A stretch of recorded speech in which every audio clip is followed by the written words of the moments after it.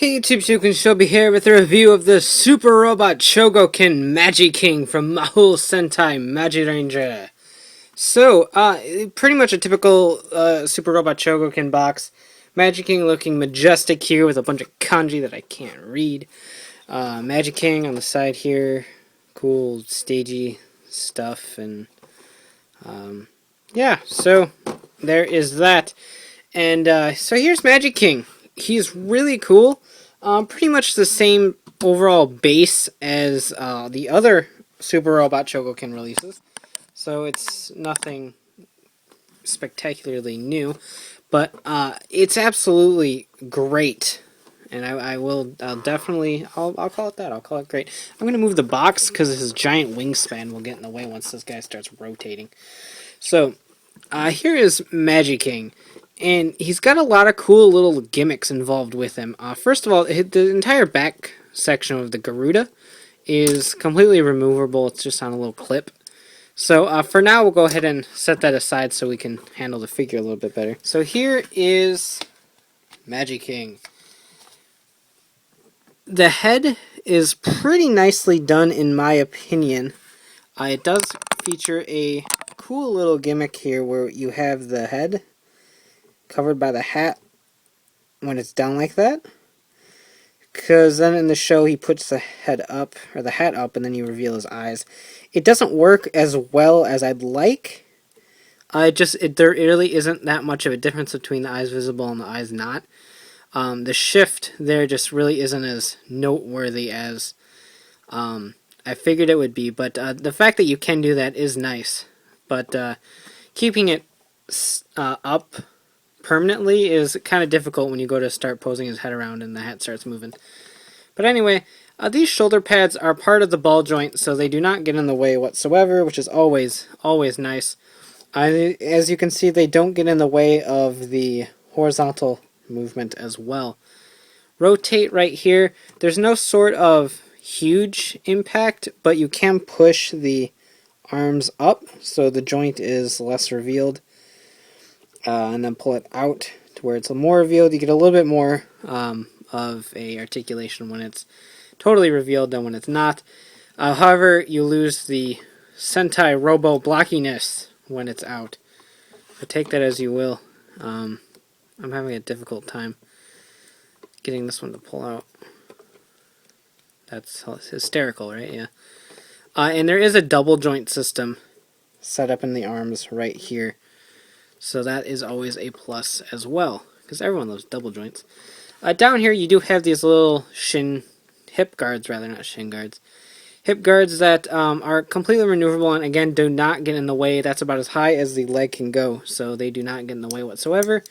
Die cast ball and socket joint system right here, which keeps the legs very sturdy. I don't think we're ever going to have a loose leg joint problem with the Super Robot Chogokins at all. Really like the way these work out. Nice die-cast detailing down here on the Mermaid. So the legs are nice and sturdy. The feet have weight to them. They can support pretty much everything. So as always, absolutely wonderful job on the Super Robot Chogokin. And as always, you can push the body section downward to where it's a little bit less revealed, or push it up to where there's a little bit of a reveal there, but you get a ton more rotation in the hips right here and then the abs right there. So you can choose to do it either way. Very nice sculpt on this too. Really love it. As for the Garuda, I've got a couple problems with it. For the main part, it's really nicely done. The wingspan is really gorgeous, and there is some maneuverability in here as well. But the real gem is the fact that these are all on individual ball joints. So what you can do is pull this out, and then you have full flexible wings, which I think is really nice and something that hasn't been done in a Magi King figure before. So that is always a plus as well. So you can do things like clipping it onto the back where it belongs. And it's a pretty snug fit. It'll snap really loud in there. So you can do some things like the wings sort of draping around Magi King, like this. That's nice. And you can do a number of other different really epic wingspan poses with the Magi King that far exceed my camera frame. So we'll just set him back here for now. I won't rotate because of the wingspan will get in the way, so he'll just stand back there as pretty as he can be. And take a look at the accessory. So obviously he comes with the sword. Definitely need the sword. It's just a plastic. It's pretty tight plastic. I would worry a tiny bit about this breaking if you're not gentle with it, because that is pretty thin. But other than that, it looks really nicely done. And it's got the green paint right here from the Taurus's axe and such like that. So pretty nicely done. For hands, we have a splayed open hand for the left hand, and a right kind of pointy hand of some sort. Nice little posy hand. And then a wide variety of weapon holding hands. So we have the left fist for holding, right fist for holding, and then the right fist for holding, and a fist that's on a slant for a more calm holding of the sword. So you have a lot of variety there. And I think the coolest accessory, yet also the winner for the most useless accessory, is this thing right here, which I believe has a protective film over it right now because there's a chunk of it coming off right here, or that's just tape residue. Possibly just tape residue. But it's the seal for when they do their final attack. So we have, if you can see it, it's very hard to see. In fact, it's nearly impossible to see. Now I understand why Kevin had issues. Move him out of the way. Hopefully use the white backdrop to hopefully see. We got Garuda, Mermaid, Fairy, Minotaur, and Phoenix. So you have all of their logos very beautifully printed. The Magiranger M in the middle. All of their symbols, all of their names.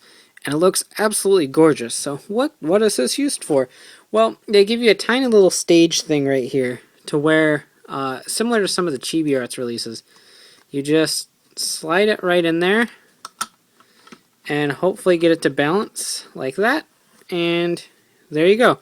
You can stand it right up there as a backdrop, which I may or may not do. I do not have that much space right now.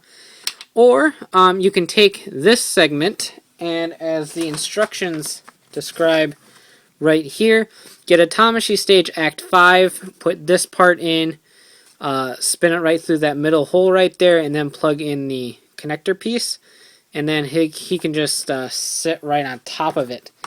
So there's that option as well, but they do not give you the stage pieces, which I think is kind of a ripoff. But you do get the nice, pretty seal thing that you can see my lights in the background. That's always fun. And I'll go ahead and do something along the lines of that. And now he can rotate, because I think he has enough clearance everywhere to rotate. Will he have enough clearance? No, he does not. Oh no, what are we going to do? We'll just move him forward more. So, Magi King is a really nice release. If you're a fan of Magiranger, obviously, then he doesn't even have enough clearance there. You little bugger. There we go. Then I obviously recommend picking this up. I mean, it's an absolutely gorgeous figure, and the alternative is this guy right here. What's it called? The Retrofire Mystic Titan Megazord. So, as you can see here, you have some nice wing poseability and nice high paint details. Here you have no paint details on the back. The wings are static. He's stuck in the slopey hand position that I don't understand at all. So, just as kind of a comparison, here they are. Yeah, I think we know what the winner is here. I mean, granted, the Retrofire only costs $15, and this guy costs almost $50. So you kind of get what you pay for in terms of that. But I think if you're a real big fan of Mystic Force or Magiranger, then pay the little bit extra money and get this figure. The diecast is nice. The poseable wings are pretty much a godsend. The only problem I have with the wings is that they do not compact into the rest position because they get caught on the ground. The wings are just simply too big and they scale larger than the figure itself. So they don't have the ability to fold all the way down in the rest position like in the show and the deluxe toy and stuff. So that being said, that's really the figure's only main flaw. I think the paint is really nice. The silver and the gold and everything is very vibrant, accurate, and beautifully sculpted and well done. Even his butt flap is nice. I don't know why I said that, but anyway, definitely recommended. It's not the best Super Robot Chogokin. I still think that goes to Dekaranger Robo.